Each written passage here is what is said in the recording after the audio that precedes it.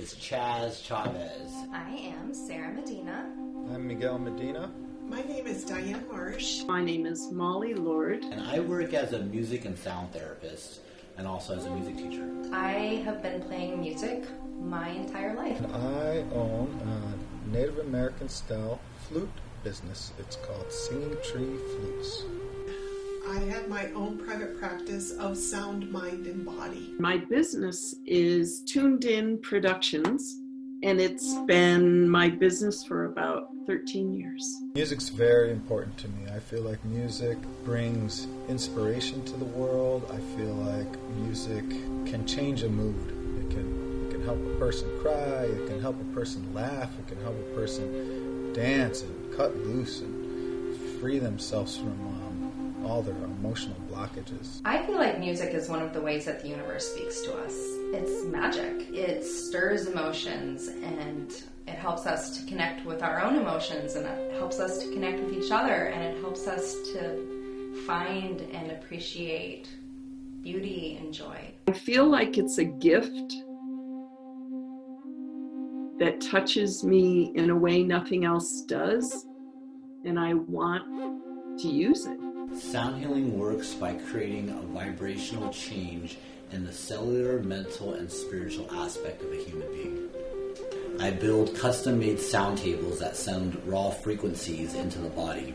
So it's like being next to the biggest speaker you've ever seen at a concert, but yet no sound, just pure vibration enters the body. I use tuning forks, sound tables, hand pans, big gongs, crystal singing bowls, flutes.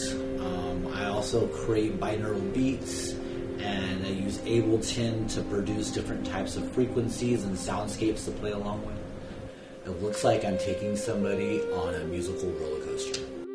I play piano, trumpet, harp, Native American style flutes, a little bit of guitar and ukulele.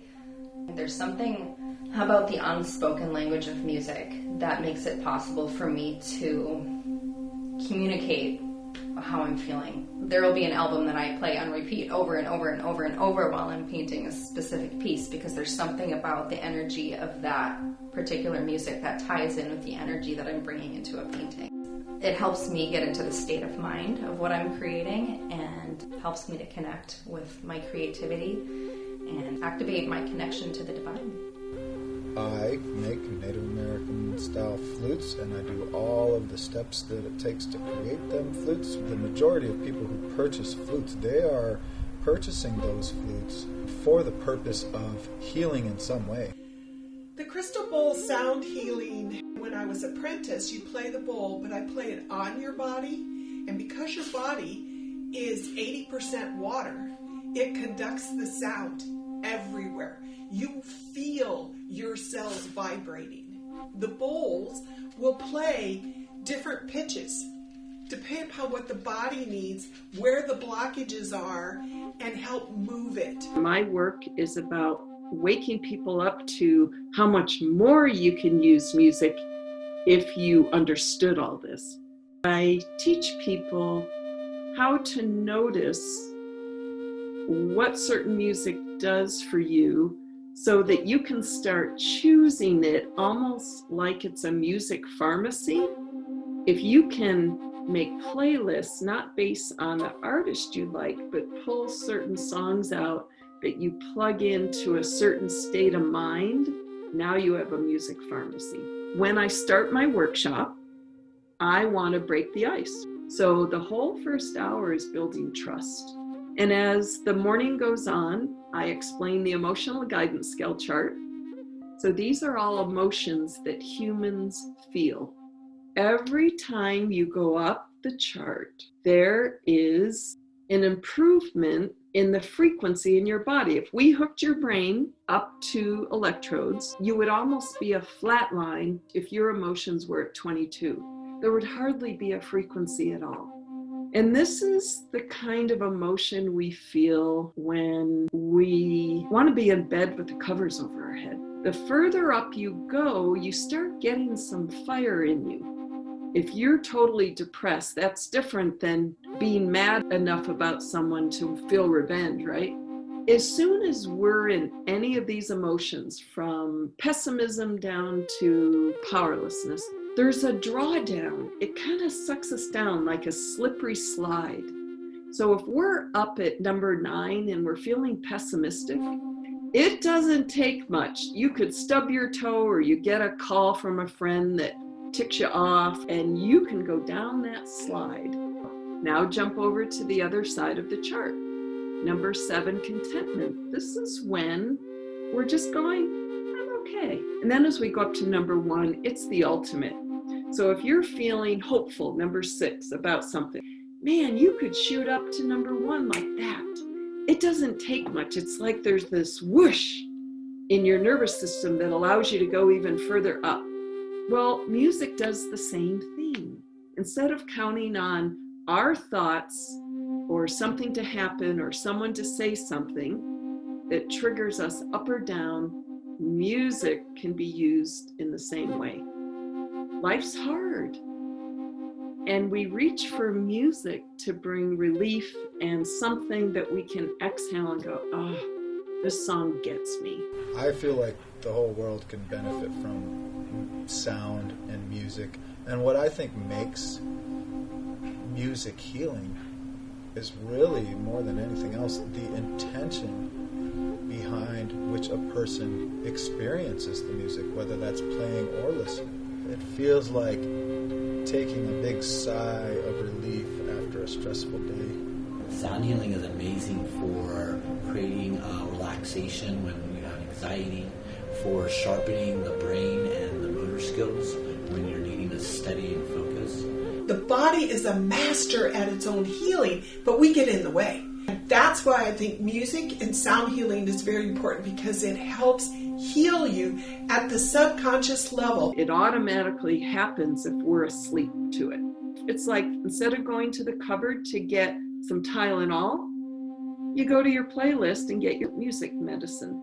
You go, I'm in this state of mind and I want to be a little bit higher on the chart, so I need this list. Or if you're angry, I need my angry list just to get through this. If you have a playlist ready for the left side of the chart, you are keeping the momentum going. If you're already feeling good and you use music to keep yourself feeling good, that is the best medicine ever. That way, the emotions on that right side of the chart have a harder time creeping in. With music, I found a tool that helped me to escape from my stresses in life, my fears in life, and really just give me hope, inspiration, and really a creative outlet. I've had cancer, 4 different kinds of cancer. So I've been down this road a fair amount. The sound healing came in right when that was starting to unfold in my life.